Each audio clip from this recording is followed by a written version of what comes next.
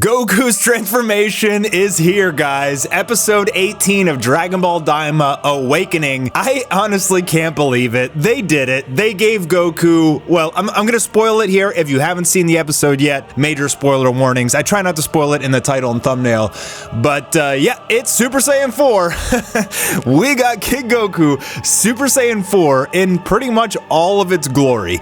He was a total Chad in this chapter. So many artistically beautiful shots.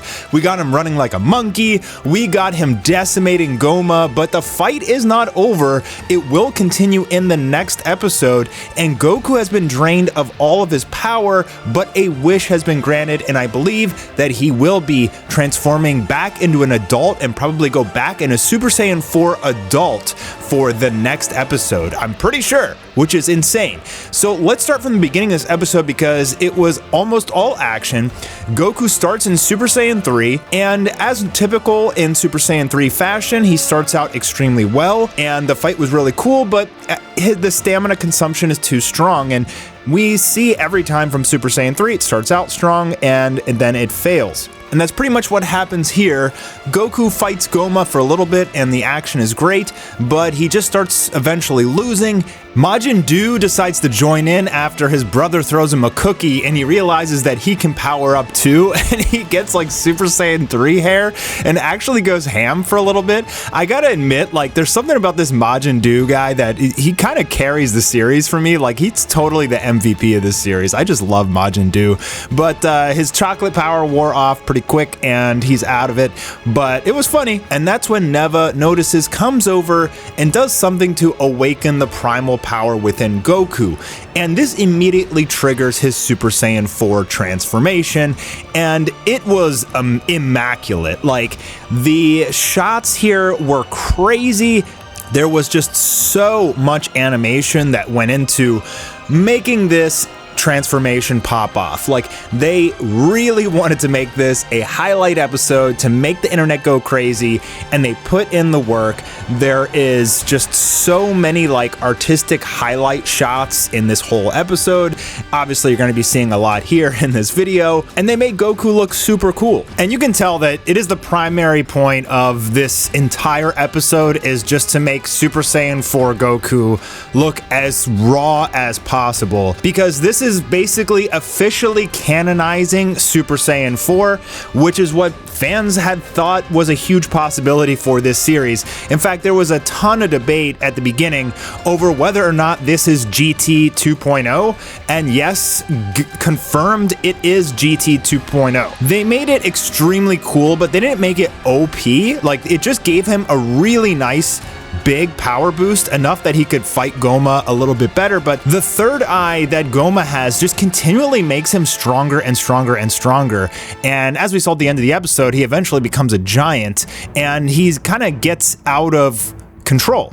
And it seems that even though Super Saiyan 4 Goku is insanely strong, he's still kind of struggling near the end of the episode. So I like that. It's like they gave him this form, they made it extremely cool, they made him extremely powerful, but they didn't make it so OP that it was just like, oh, okay, it's there for 2 seconds, he one-shots the enemy, and that's the end of the series. Like, there's still a lot coming, and I'm dying to see him as an adult Super Saiyan 4, which I'm almost positive we're getting in the next episode, and that's gonna make fans go really nuts. So we got this awesome animation of Goku running like kind of as a monkey. This reminds me a lot of the whole Kefla sliding Kamehameha scene. Just a beautifully artistic animation that's so dynamic and cool. A highlight reel for sure. There's just too many awesome animated shots. I mean, they went all in on this episode, you can tell. And it paid off, at least for the fans that like Daima. I know that like half the fan base is still really against this series, and they just simply don't want to watch kids again. But we only got 2 more episodes, boys, and it's going to be over, and then we're going to go back to Dragon Ball Super with the Moro arc. And if we get the Moro arc in this quality, boys, it's over. Like, Dragon Ball is so back. If they can just do adult Dragon Ball in this level of quality, which they should have no problem doing, I mean, it really isn't that much different to make them kids as to draw them as adults. It's almost identical. So if they can give us this level of quality as kids, they can definitely do it as adults. It's maybe slightly easier on the highly animated Sakuga scenes, but other than that, I think this is extremely promising for Dragon Ball Super's return.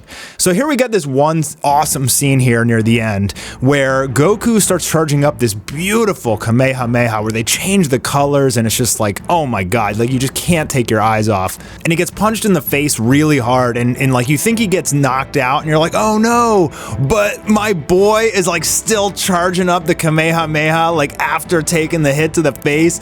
Oh, that camera rotation animation just with the Kamehameha right into Goma, like beautiful, just so beautiful and creamy. But even though he took the full brunt of that blast, that Oculus, the third eye, powers him up even more, and now he grows into a massive giant, but it's also representative of his power. I mean, normally in Dragon Ball, being a giant doesn't make you stronger, at least for Piccolo it didn't, but when Goma attacks Goku here, he like tries to block it and just gets owned. So now Super Saiyan 4 Kid Goku is like nothing, which is why I think this wish is going to turn him back into an adult, and then he's going to get Super Saiyan 4 again, but adult Super Saiyan 4 is going to go real crazy next episode. I can almost guarantee you guys it's coming.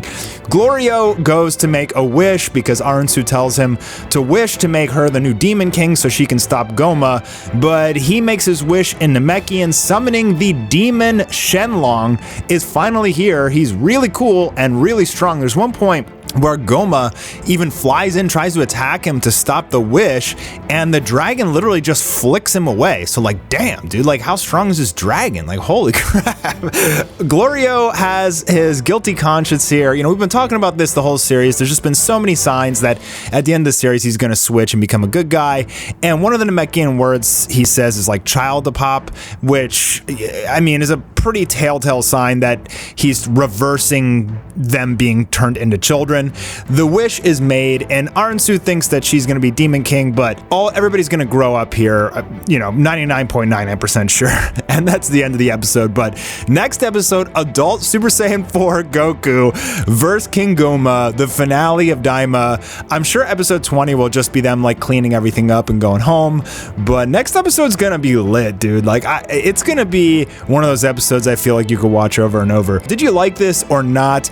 I think it was pretty cool, but being an almost 40-year-old man, it is really hard for me to be sympathetic to the kids. So I definitely understand like the old school Dragon Ball fan base like me that grew up with it. We were watching Dragon Ball Z when we were in middle school on Toonami. So most of us are adults now, and it's, you know, I get it. It's hard to watch the kids, but you gotta admit that this transformation in this episode was pretty cool.